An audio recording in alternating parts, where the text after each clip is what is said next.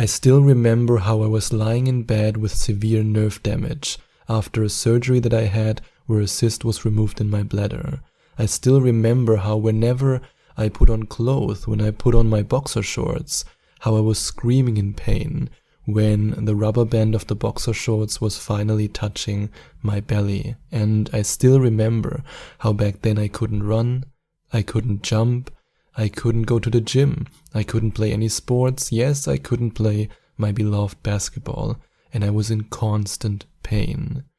Do you think that I just wanted to be healthy? Do you think I woke up in the morning and I said to myself, oh, would be nice to be healthy again, but if it doesn't work out, it's also okay. Yeah, I want to be healthy, but let's see. No. Oh no. I was obsessed with being healthy. I was obsessed with getting out of this bed. I was obsessed with it, and I still remember how on that Christmas Eve I was crying in my bed. I was alone in a foreign country. I had nobody with me.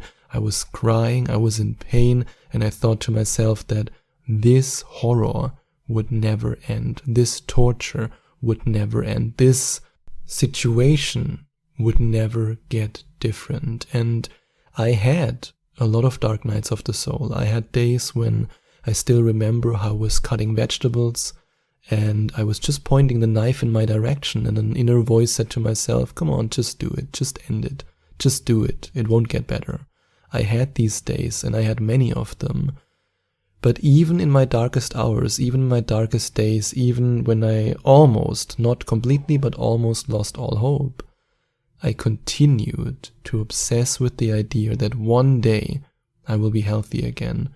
One day my body will work again. One day my digestion will work again. One day I will be able to jump again. One day I will be able to play basketball again. One day I will be able to go to the gym again. And just a couple of weeks ago, actually, I broke a personal record in the gym.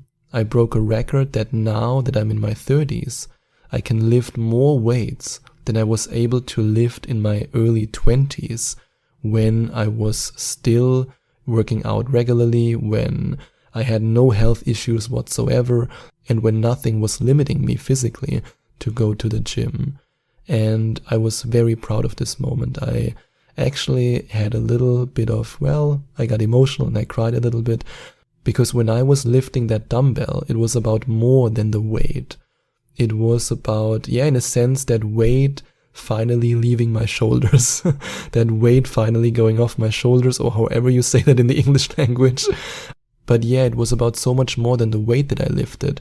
It was about me achieving a state of health right now where I was stronger than I used to be in my 20s. And you have to keep in mind, 4 years ago, I was unable to move properly. I was unable to walk properly.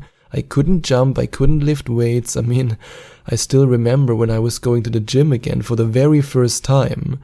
And that was a long, long time after my health issue. But when I was going to the gym again, I was starting biceps curls again with like 2 and 3 kilograms. That's how much muscles I lost. And nowadays I'm at 15 kilograms per arm biceps curls, which I wasn't able to do in my early 20s. And I'm incredibly proud of that. And I will continue to improve my strength, to build my body, to play basketball, to do all these things that I love to do, and only because I was obsessed with getting healthy. I obsessed my dreams into reality, and now I tortured you enough with my personal story, so by now you might be asking yourself, Sebastian, when are you going to share the quote from Neville Goddard? As always here at the Neville Goddard Decoded podcast. Well, here we go. I want to now share this quote with you from Neville Goddard, and I invite you to listen to it. I invite you to also become obsessed with the idea of manifesting your dreams, no matter if you want to manifest abundance, if you want to manifest physical healing, if you want to manifest emotional health, if you want to manifest a loving relationship, if you want to manifest, a certain experience, whatever it is that you want to manifest. And here's what Neville Goddard says about obsessing your dreams into reality. Attention is forceful in proportion to the narrowness of its focus. That is, when it is obsessed with a single idea or sensation. It is steadied and powerfully focused only by such an adjustment of the mind as permits you to see one thing only. For you steady the attention and increase its power by confining it. The desire which realizes itself is always a desire upon which attention is exclusively concentrated, for an idea is endowed with power only in proportion to the degree of attention fixed on it.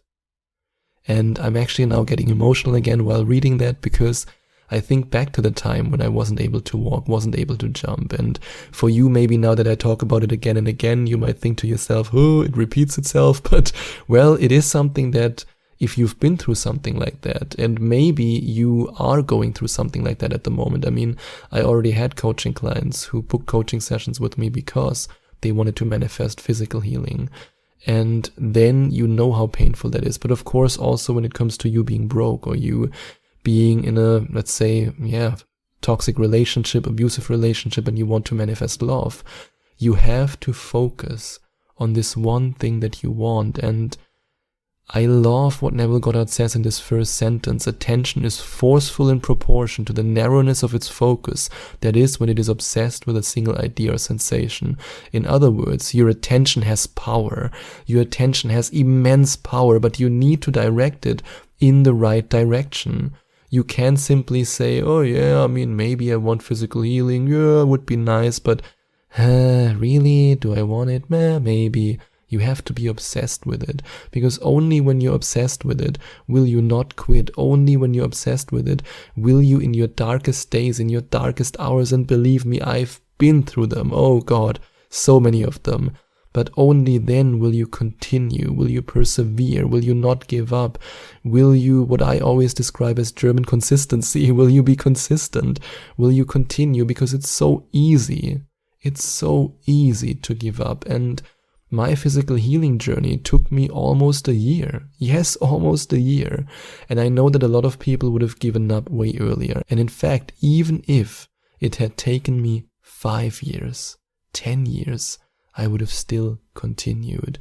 Because every time I watched a testimonial, for example, from Dr. Joe Dispenza, or I read about an experience from somebody who used the teachings of Abraham Hicks, or who used the teachings of Neville Goddard, or who used the teachings of Dr. Joe Dispenza to heal themselves, I was always curious about how long it took. And, you know, for some people, they said it took me 6 years, it took me 4 years. And while other people would watch such a testimonial or read such an experience report, and they would get less motivated, less inspired, believe in their vision less, it actually fired me up, because I thought to myself, okay, after a couple of months, I'm still not healed. These people, they needed 6 years. Okie doke, I still have time. Let's continue. That's how I saw it. And I know for a lot of people that would be completely illogical, maybe even delusional. Most people, I would say that 99% of people who would hear that it actually takes longer than what they expected and what they anticipated and what they wanted, they would then say, oh, I'm giving up. Oh, I don't want to do that for 6 years. But for me, it actually fired me up. It motivated me. It inspired me. I thought to myself, okay, after a couple of months, things have shifted just a little bit. I'm still a long way before my healing. But hey, this person continued for 5 years and then it happened. So yes, I will continue. I will get more and more obsessed with the idea of health, with the idea of wholeness. And that's my secret, to be honest. I mean, that is my secret. I never missed a day, and that's something that I can confidently say no matter what happened in my life. Since the start of my health journey, since I discovered Neville Goddard, Joe Dispenza, Abraham Hicks, and by the way, I believe that you can listen to all these different teachers, and you don't have to be one of these people who say, yeah, but Neville Goddard is the law of assumption, Joe Dispenza is law of attraction, that doesn't work, that's something else, me. I mean, that's the same as religious wars. Like, it just doesn't make any sense. Like, why more divide? I'm for love. I'm for using what you can learn from one teacher, from one thought process and then from another teacher, from another thought process. And you can also combine it. You can mix it together. I mean, if you, for example, want to use the meditations from Joe Dispenza, then you want to use the Bible lectures from Neville Goddard, then you want to book a coaching session with me, then you want to listen in the morning to Abraham Hicks, do whatever helps you. I'm the last guy on earth who will say, yeah, but one person has all the answers and the other person is wrong. In the same way as I would never call myself a spiritual guru who has all the answers. I'm just somebody on a journey who's been through some stuff, who healed his body, who manifested abundance, and now I want to share what I learned along the way. That's all I am. I'm a normal human being just like you. And as a normal human being just like me, you can also get obsessed with the idea of health, get obsessed with the idea of abundance, get obsessed with the idea of your dream life. Because remember, as Neville Goddard says it, for you steady the attention and increase its power by confining it. So the more you go into it, the more you're focused on your goal, on what you want to manifest, the faster this change, this transformation will show itself in your physical reality. Because remember what Neville Goddard says in the last sentence that I shared with you. The desire which realizes itself is always a desire upon which attention is exclusively concentrated, for an idea is endowed with power only in proportion to the degree of attention fixed on it. So if right now there's anything in your life that you want to manifest, that you want to create, focus all your attention on it again and again and again. If that's abundance, if that's love, if that's health, I know that you can do it because I've done it, and so have so many of my amazing coaching clients. And if you want to find out more about all the different coaching sessions I offer, including my 8-week coaching program for abundance and hypnosis sessions, you can go to affirmationtomanifestation.com/coaching.